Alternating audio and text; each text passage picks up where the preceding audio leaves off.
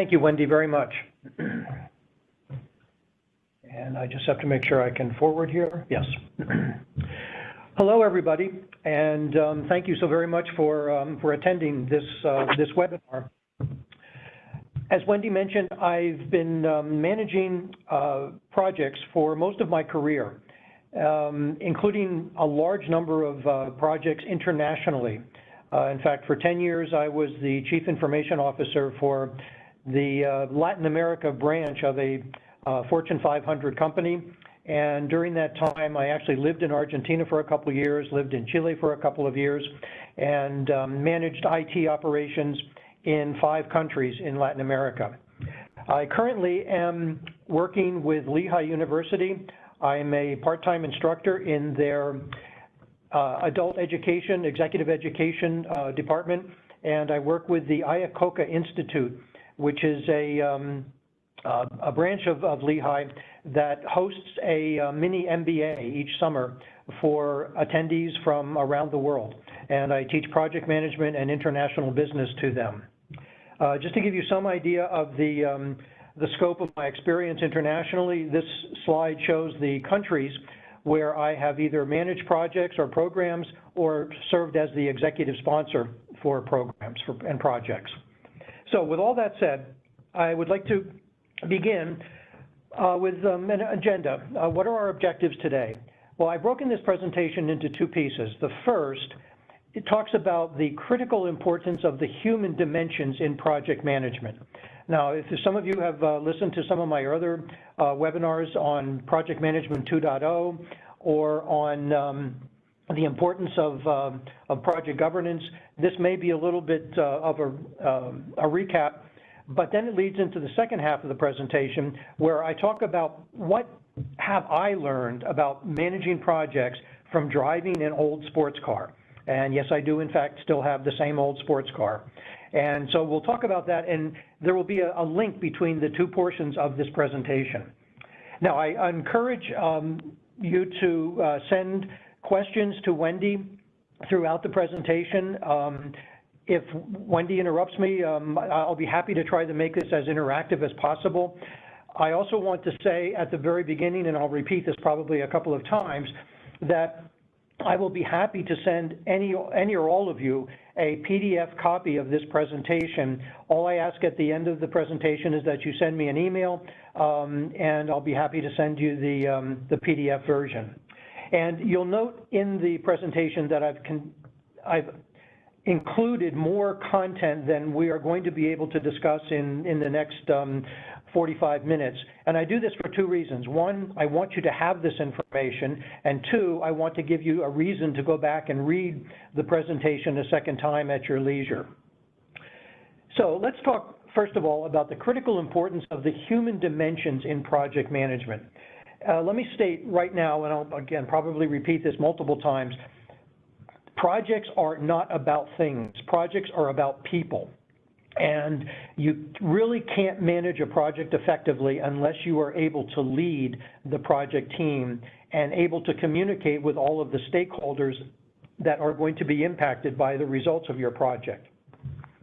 Now, we all know, all of you, I suspect, are PMP certified project managers, and you've all been schooled by the Project Management Institute in the 10 knowledge areas of projects, time management, cost management, et cetera. These are probably all very familiar to you. What you may not know, however, is that of these 10, only 2 are objective and quantifiable. And those are specifically are schedule management and budget management. The rest, the other 8, if you read down them, you'll note that they are all somewhat subjective. And the reason they are is because they involve people, and people are not as easily measured as time and cost. But what's interesting is that the 2 objective or quantifiable dimensions, for which there are many tools, everything from spreadsheets to ERP systems, to MS Project, Primavera, Clarity, et cetera, lots of tools, are almost never, those 2 objective quantifiable dimensions are almost never the cause of project failure. In fact, a study completed by NASA, of all people, concluded that it's the 8 subjective or human dimensions of projects that are responsible for 85% of all project failures. Cost and schedule are almost always a consequence of failing to manage one of those human dimensions of a project. They are almost never the root cause of a project being deemed a failure. And here are some examples. I've actually made it sort of a personal study to browse online and find out the root cause of some of the more visible, some of the more egregious project failures. And for example, here are just 4. The Boston Big Dig, it was actually a communication management problem that caused most of the dissatisfaction with that project.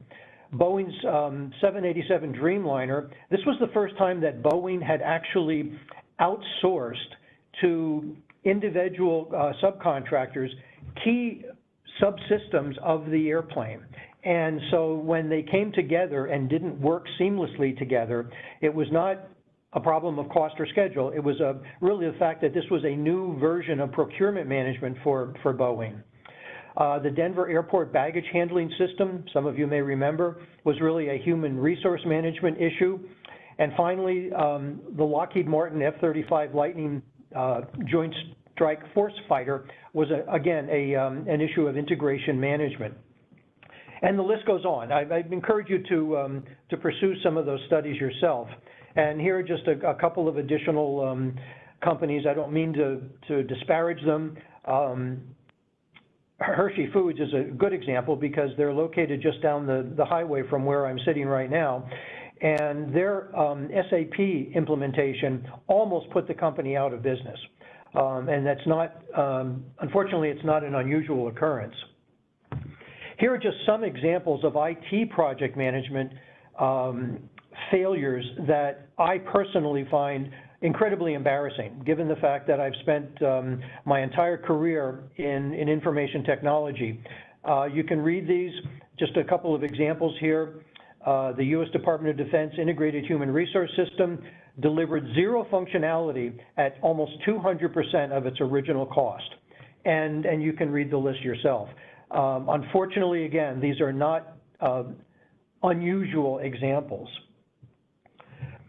Computer Aid has actually participated with Dr. Leon Kappelman, a professor from the University of North Texas, and he undertook a study, excuse me, to identify the root cause of project failures and analyzed hundreds of projects. And what he concluded was that of the top 53 root causes, there was not a single technical one. The top 40 were all people or process-related issues. And so it sort of underscores the fact that projects are really... Hi there, hope you enjoyed that last clip. My name is Michael Maludis, and if you'd like to watch the full 60 minutes of that last webcast, while also gaining complete unlimited access to our entire library of IT learning, simply visit our subscribe page at greatpro.org/subscribe. Unlimited annual access is $199 per year, but if you use the coupon code LEARN2EARN, you can drop that membership fee to just $149. That's less than $13 per month for unlimited access to over 1,000 hours of on-demand career development, covering the entire spectrum of IT management best practices, including business analysis and requirements, software development, quality and testing, risk management, process improvement, project management, and even digital transformation. But your membership doesn't just give you unlimited access to our vast learning library. You also get free access to our mobile app, as well as direct access to our network of over 300 of the world's leading IT consultants, all of whom are dedicated to putting practical knowledge at your fingertips so that you can learn more and earn more. I hope you will join me in becoming a member of the Great IT Professional and advancing your career with us. And if you're on YouTube, don't forget to hit that subscribe button above so that you get notified whenever we publish new free webcasts each week of the year. Thank you for your time and best wishes for your continued success.